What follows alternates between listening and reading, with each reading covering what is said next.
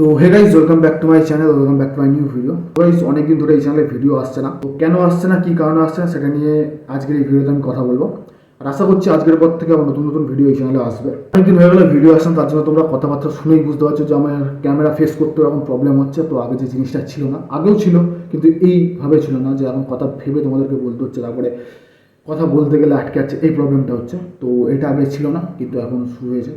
তো চলো বেশি না ওকে মেন ভিডিওর টপিকে যাই, যে কী কারণে আমার চ্যানেলে ভিডিও আসতো না, আর কি আমি ইউটিউব ছেড়ে দিয়েছিলাম কিনা।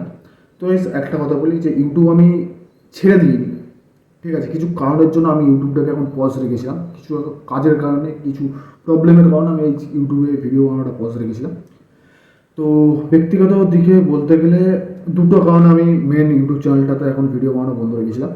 সেটা হচ্ছে, এক, আমার ইউটিউব চ্যানেল দুটো চ্যানেলই, মানে দুটো চ্যানেল আছে আমার, সেই দুটো চ্যানেলই আমার ডিমনিটাইজ হয়ে গেছে। কী কারণে না, রিউজ কন্টেন্টের কারণে। ডিসেম্বর মাসে, তো ডিসেম্বর মাসে চ্যানেল ডিমনিটাইজ হয়েছে।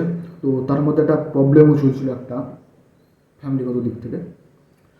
মানে এটা ঠিক ফ্যামিলিগত দিক থেকে না, এটা পার্সোনালি প্রবলেম চলছিল। তো ওই কারণে ভিডিও আসছিল না। তো প্রবলেমটা হচ্ছে যে আমার বাবার খুব শরীর খারাপ হয়েছিল মাঝখানে, ডিসেম্বর মাসে। আর সেই টাইমে আমার চ্যানেলে রিউজ কন্টেন্ট আসে।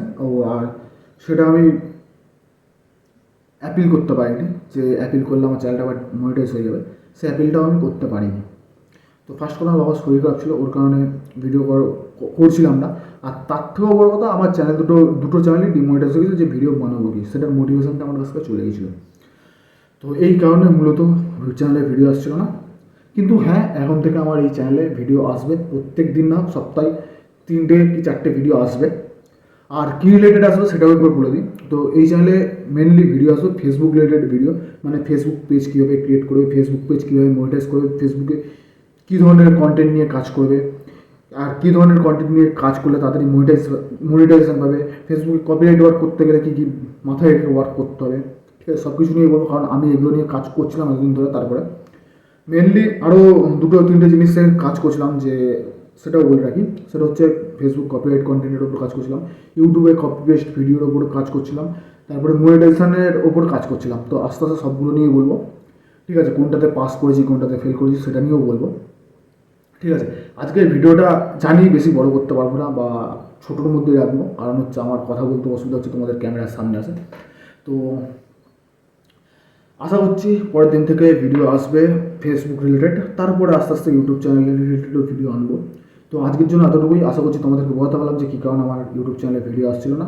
তো নেক্সট টাইম থেকে আসবে, মানে সপ্তাহে 3টে কি 4টে করে ভিডিও দেওয়ার চেষ্টা করবো। কারণ একাই এডিট করি, একাই থাম্বনেল বানাই, একাই সব কিছু রিসার্চ করি, দেন আমি ভিডিওটা বানাই। তো সময় লাগবে, 3-4 সপ্তাহে 3-4টে করে ভিডিও আনবো। ব্যাস, আজকের জন্য এতটুকুই। ভিডিওটা ভালো লাগলে লাইক করে দেবে, আর চ্যানেলে নতুন হয়ে থাকলে সাবস্ক্রাইব করে নিও।